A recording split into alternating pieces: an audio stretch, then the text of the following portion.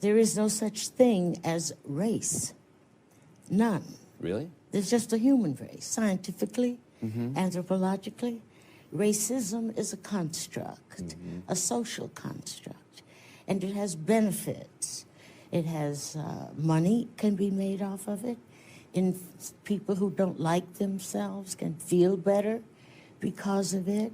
It can describe certain kinds of behavior that are wrong or misleading. So it has a social function, racism.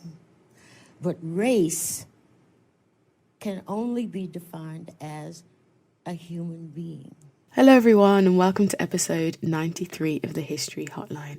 My name is Deanna Lynn Cook and I am back as your host today and hopefully regularly from now on. For those of you that have been patiently waiting for an episode for the last few weeks, thank you for your patience. Thank you for coming back and tuning back in. I hope you will not be disappointed by today's episode and the episodes that are coming out over the next few weeks. It's taken me time to get back into the podcasting mood, but I'm here today with a new episode. Today's episode is going to be a bit different, I think, from what I normally have done, just because I think in the time that I haven't recorded, I've been thinking a lot of things and about a lot of kind of issues and things happening in the world today that relate to race and racism. Hence my starting point with Toni Morrison, who is someone I've been thinking about a lot over the last few weeks. Now, Toni Morrison is an author and her books include Beloved, The Bluest Eye, Song of Solomon, Sula, Jazz, Home, and her work is described to be an unflinching exposition of racism, violence and sexism, as she tends to write about the Black experience from slavery, Reconstruction, the Great Depression, the Korean War, and just kind of general life for many Black characters in America. Her work has won her Nobel Prize for Literature, Pulitzer Prizes, and countless other awards and honorary nominations, degrees, you name it, she's won it. And unfortunately, she passed away in 2019. And I was thinking about her because of something that she said in 1975. In a keynote address at Portland State University in 1975, Toni Morrison said, The very serious function of racism is distraction. It keeps you from doing your work. It keeps you explaining over and over again your reason for being. Somebody says you have no language. You spend 20 years proving that you do. Somebody says your head isn't shaped properly. So you have scientists working on the fact that it is. Someone says you have no art. So you dredge that up. Somebody says you have no kingdoms. So you dredge that up. None of this is necessary. There will always be one more thing. I think in this instance, I was drawn to the opening of the quote, this idea that racism keeps you explaining over and over again your reason for being. It keeps you from doing your work. I think this resonated with me so much now because I feel like we're in a cycle when it comes to not just racism, but a lot of things in the world. And it just seems that things just keep happening again and again. And I have the same conversations again and again with the same kinds of people again and again, either proving, disproving, agreeing or disagreeing on certain things. And I had a list of 4 things I wanted to talk about when I planned this episode. I think I planned it like early last week, which would have been mid-January, if you're listening later on. And some of the things I'm going to talk about today hadn't happened yet. But the 4 things I was thinking about are all things that I've spoken about before that have happened again. And they were racist hair policies, school in Birmingham, the new hostile policy.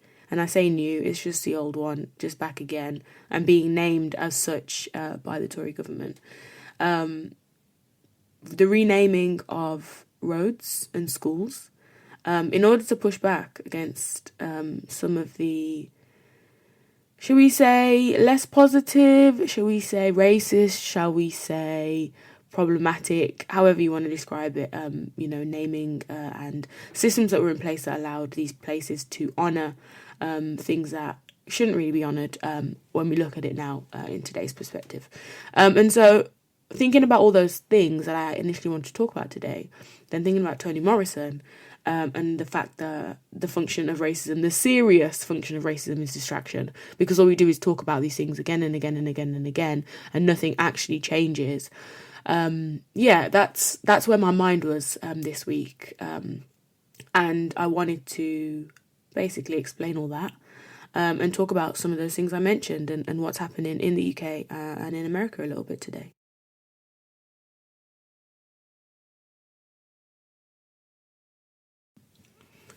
Now, the thing about racism is that it all operates and it fits within a wider frame of white supremacy. We often think about racism, I think, as this kind of internal, personal state of being, someone having a set of opinions that are prejudice, for example, and that's within them. That's something that they need to work on as a personal issue, and it is their personal problem, and it's a fault of them and themselves. However, I think more and more the racism we see today functions within, as I said, this wider system of white supremacy. And this is a system that essentially leads to black police officers beating a black man to death in the street. Police officers are there to protect and serve.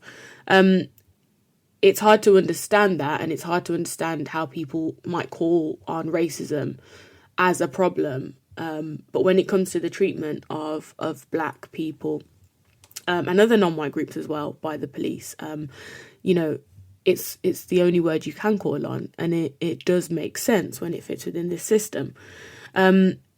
It's also part of the same system, I would say, that allows for the video of Tyre Nichols' murder to be used on social media in news outlets, to be repurposed, distributed and shown to re-traumatise black people, as if this long historical suffering that black people have had to see isn't enough. When we think about it, a lot of people would have watched the murder of George Floyd as it got passed around on social media.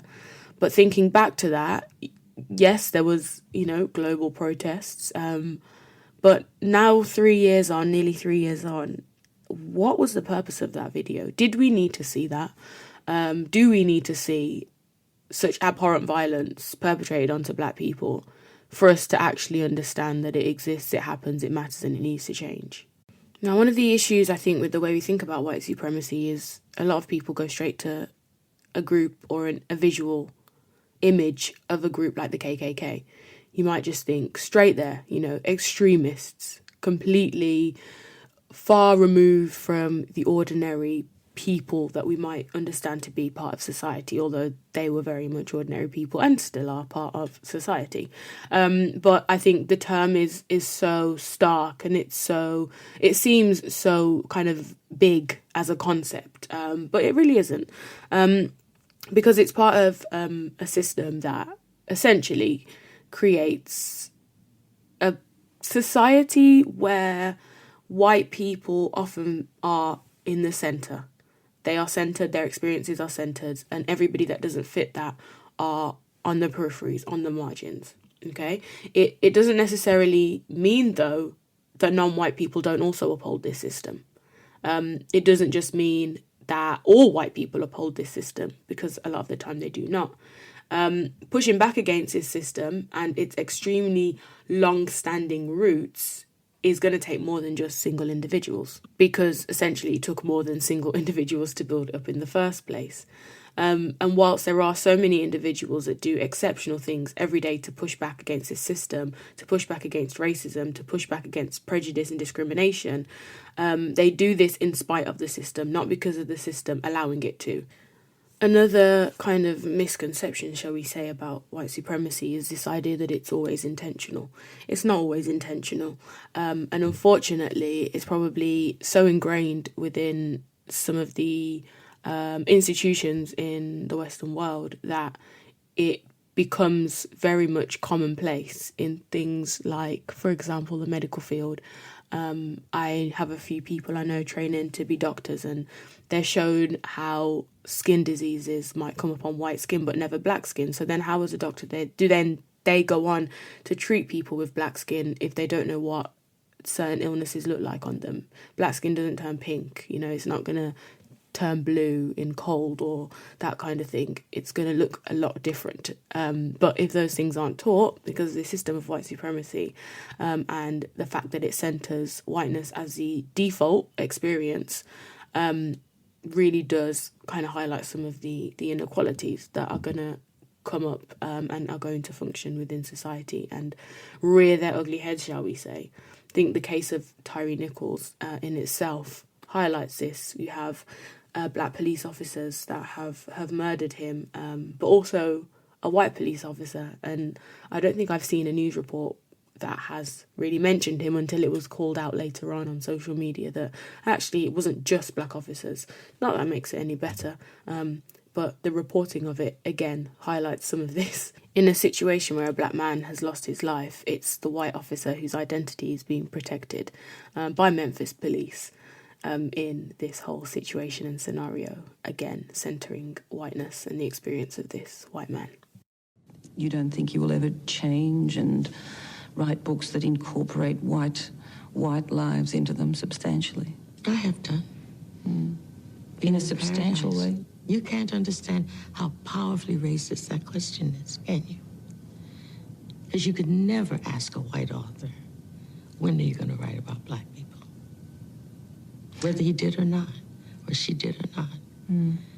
Even the inquiry comes from a position of being in the center. And being used to being in the center. And being used to being in the center.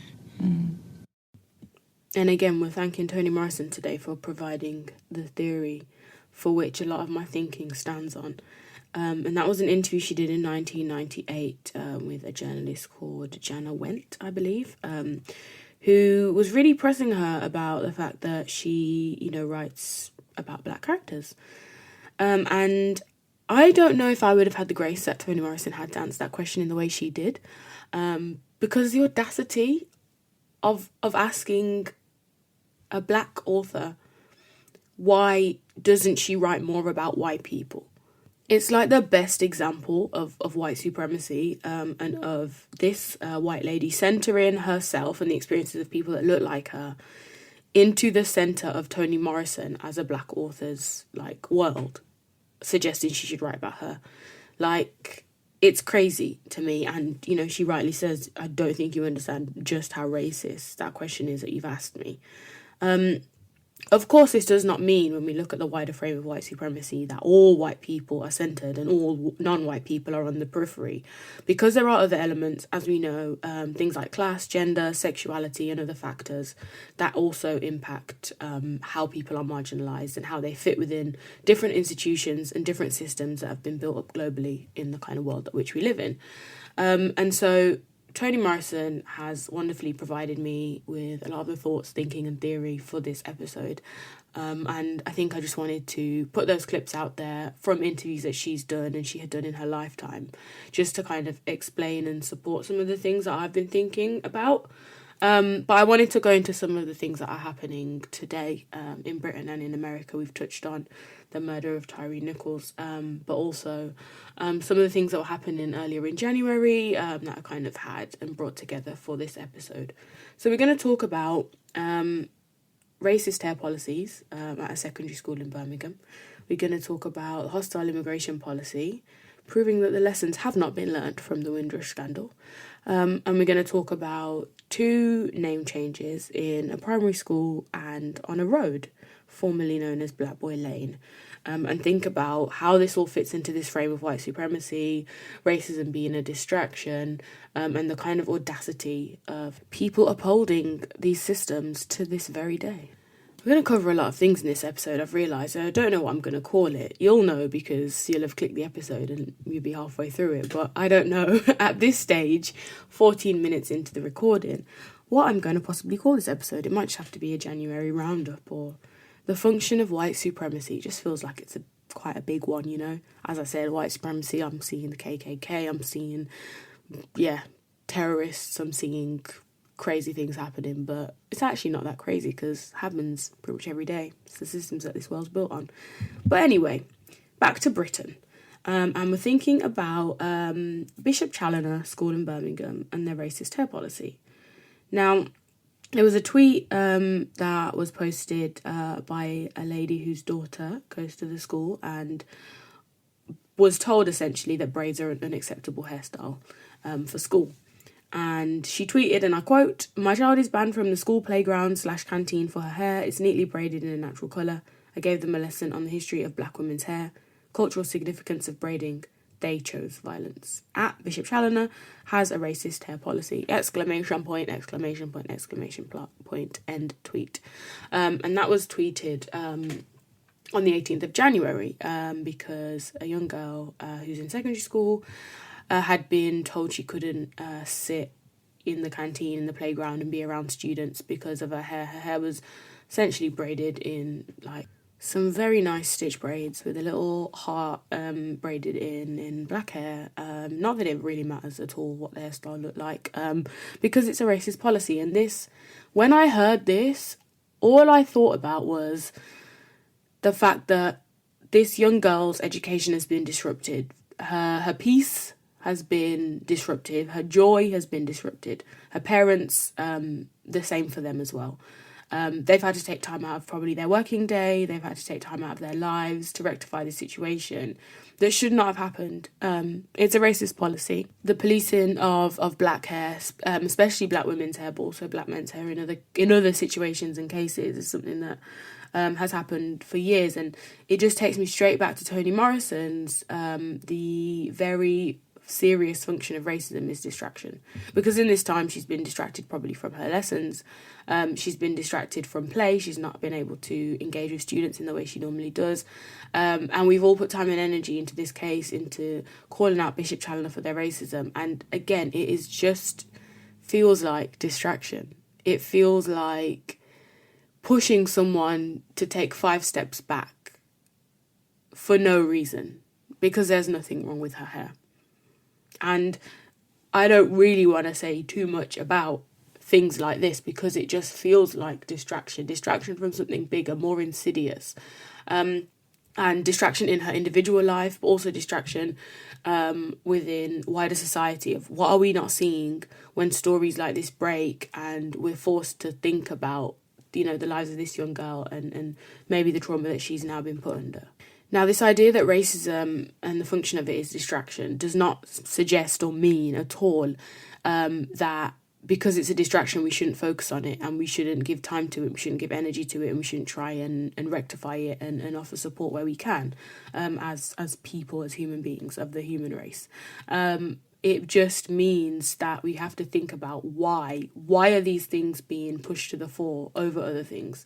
That's, I think, what I take from Toni Morrison when I think about this idea that racism being a distraction from what, and that's what we've got to figure out, from the what, not to say that we don't give energy to this, but we've got to think about what it is taking our energy away from as well. Now, the second point I wanted to think about was, and I'm calling it the new hostile policy. It's not the new hostile policy. It's the old hostile policy, just brought to the fore once again. It never went away, really. It was kind of, I wouldn't even say it was pushed under the rug. It was still in the room. It was still about, but we weren't thinking about it so much as things like COVID raged on and the cost of living crisis. Immigration is sat in the back seat for a little bit, but I think it's jumping back into the front seat now as we think about issues with asylum seekers and the children, over 100 children that happened to go missing from a hotel where they were supposed to be protected and kept safe. We think about the backlogs in people looking or waiting to be granted asylum in this country. And we think about the policy of Rwanda that the Home Secretary wants to put through so that people that are seeking asylum get sent there whilst they do that, which to me makes zero sense. It makes less sense every time I think about it more. I wanted to read out a quote from a lady called Jacqueline Mackenzie, who is a lawyer and has represented many of the Windrush victims that were, faced with deportation, faced with the status of being illegal in this country.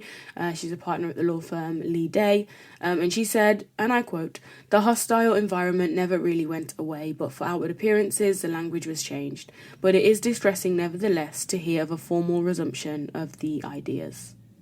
She also added that given that the Windrush scandal is far from resolved, This is not the time for the government to be reinstating the very systems and policies which have been thoroughly discredited. And those quotes were taken from a Guardian article called New Hostile Environment Policies Show Windrush Lessons Not Learnt by Emily Duggan and Rajiv Sayal, and that was published on the 22nd of January this year.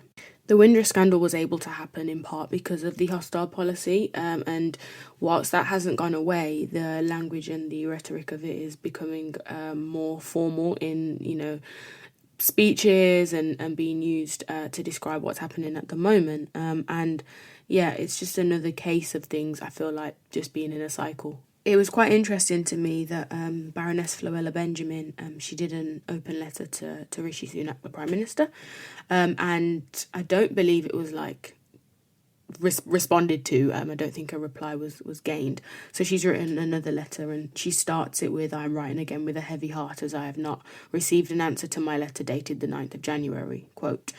But in this letter, which was really, really interesting to me because it's something we've talked about on this podcast before, but also just fits into this idea of white supremacy and how, individual acts can't really break down something as big as that and a system as large as that.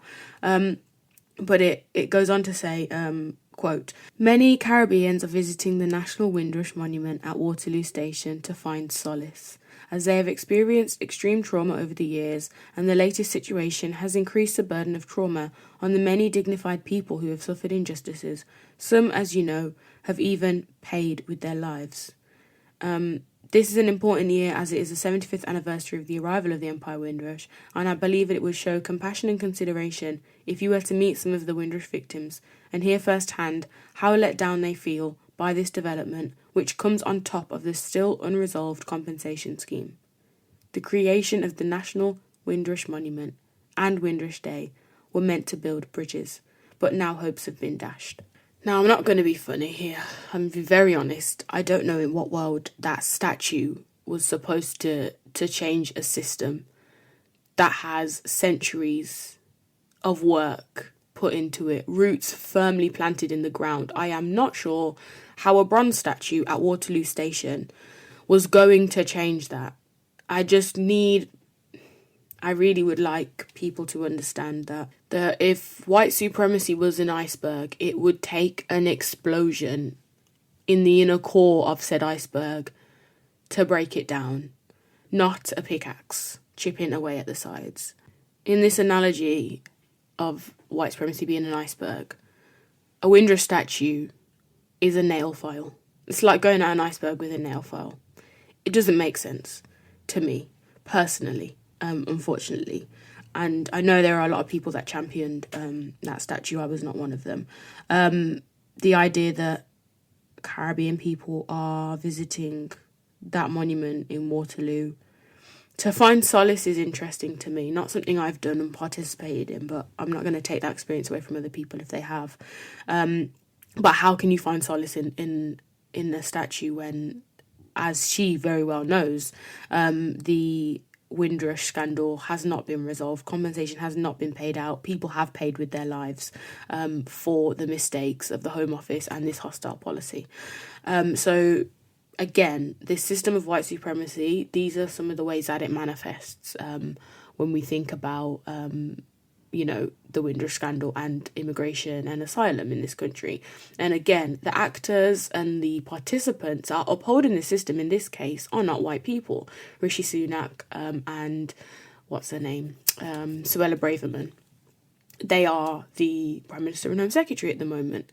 But it doesn't mean that just because they are non-white, they are going to be part of the people or the system that breaks down white supremacy, essentially.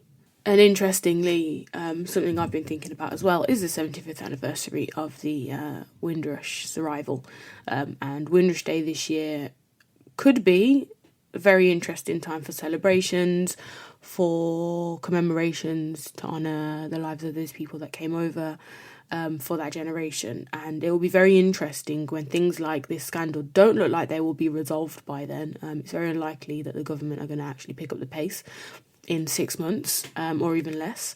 So it will be very interesting to see what these celebrations look like when there are people that will pass away, not having received proper compensation and feel vindicated, feel atoned for what happened to them, to their family members during this kind of revamp of immigration policy in this country. And it's only something that's happening again. It's in cycles. So who will be the next generation or group of people to be impacted by this set of policies? The idea of statues just being nail files at the iceberg kind of brings me quite nicely onto my final point about renaming things when we're thinking about this big iceberg of white supremacy and how we break that down. Changing the name for the sake of changing the name doesn't make all that much sense, I think, if people are not educated on why the name is changing. They don't understand it, they don't get behind it because it doesn't make sense to them. And there were 2 instances of name changes that I'm going to bring to your attention. One of them is a primary school in Lewisham that was formerly Sir Francis Drake Primary School and has now become Twin Oaks Primary School. I think that was at the start of January because of links with the slave trade and Sir Francis Drake and his legacy that was coming into question. The children and some of the stakeholders within that school, teachers, people in the wider community, voted to have the name changed. And I was speaking on Eddie Nestor's show on BBC Radio London, and we were talking about this. And before me, I think there was a historian that was saying things along the lines of, you're removing the past. Were like experts on the history of Francis Drake consulted to actually share these histories of this man and talk about, the kind of opposing side to the argument that he's a problematic character because of his links with the slave trade. That was kind of the point and conversation that was raised before I went on the show and then spoke about the fact that I don't really think you're necessarily removing the past by changing a name. I'm not so sure the impact that this will have, only time will tell, by removing that kind of legacy with the school. The questions were brought up, is judging people by today's standards, people that lived historically in very different eras, judging them by today's standards, is that wrong? I don't necessarily think it is. I think that it's very much okay to judge people by today's standards, whilst obviously acknowledging that they did not live in today's world. We can still look back and say, they didn't think it was that bad then, but we think it's really, really bad now. I don't know why that is a problem. I don't know why people struggle with that, to be honest. I understand, of course, the fact that you're judging people on something that they weren't aware of, potentially. But in every kind of society where slavery is acceptable, there are abolitionists, In every society where all of the kind of ills that we look at now and say, oh, no, we shouldn't do that, there were people that were pushing back against it. So why couldn't you have been that person, if that makes sense? That's always been my view on things like that. Another place that's had a name change is Black Boy Lane in the London borough of Haringey. And it's been changed to La Rose Lane, although the road sign still has, in brackets, formerly Black Boy Lane. And that is because of links with slavery, and I believe a pub that's in the area as well had a similar name. I noticed that the reporting on this story always had racism or racist in inverted commas, in air quotes. It was like racist, inverted commas, road name changed, or name changed due to, inverted commas, racism. And it's like, it is racism if it's upholding or, perpetuating things that are linked to slavery and that kind of thing. I don't know why the racism goes in inverted commas. I get it because it is an allegation and not, necessarily to some people fact, but just an interesting observation of mine. But essentially, the road in Tottenham has seen its name changed, and it's very interesting because I've watched this story unfold and I've just been keeping my eye on it, and it was first celebrated as, wow, we're moving forward, we are cutting ties with some of the problematic parts in British history, and when I think names do change, oftentimes anyway, there is an education gone into why that old name was bad or problematic or shouldn't be used anymore.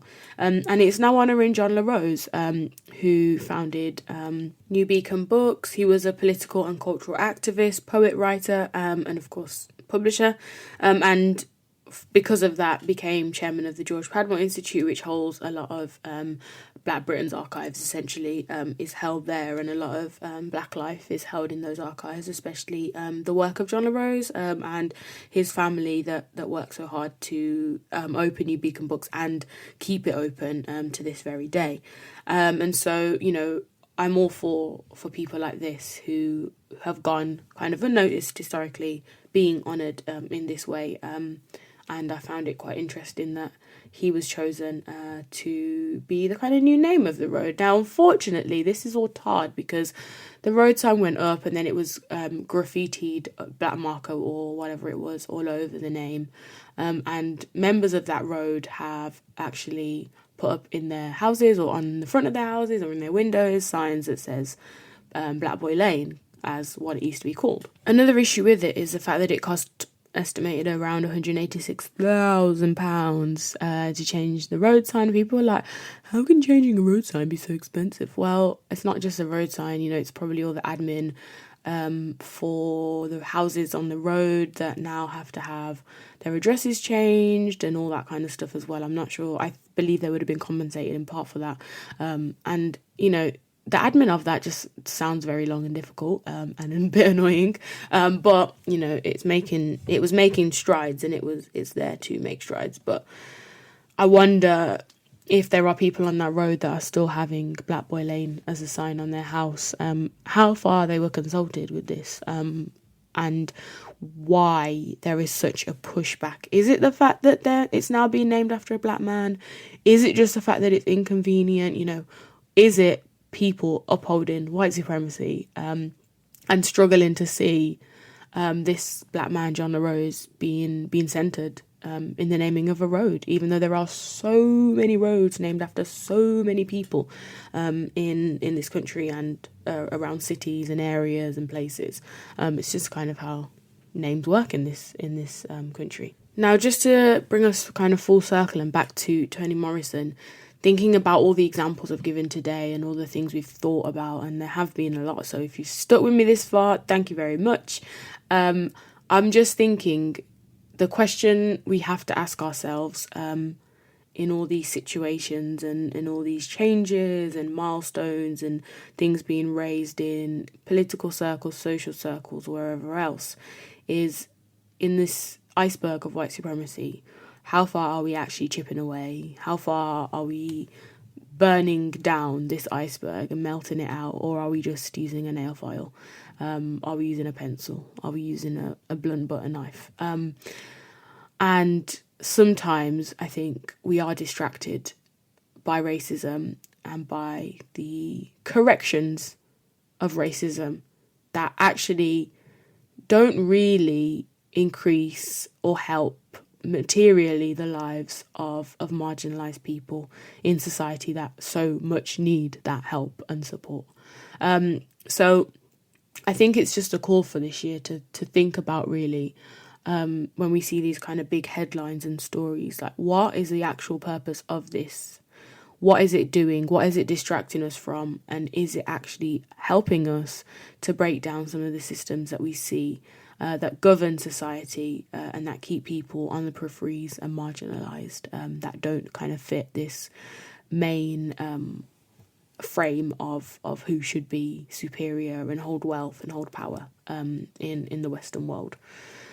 And so with that, I think I have said enough about a variety of somewhat, seemingly fused together topics. But I hope you have enjoyed this episode. It is a very different episode, and I'm not sure if I'll do more episodes like this or I'll go back to telling historical tales about people, events, organisations and individuals and moments. But next week's episode will be being published in February, because it is going to be February the 7th, I think, by the time next week comes around.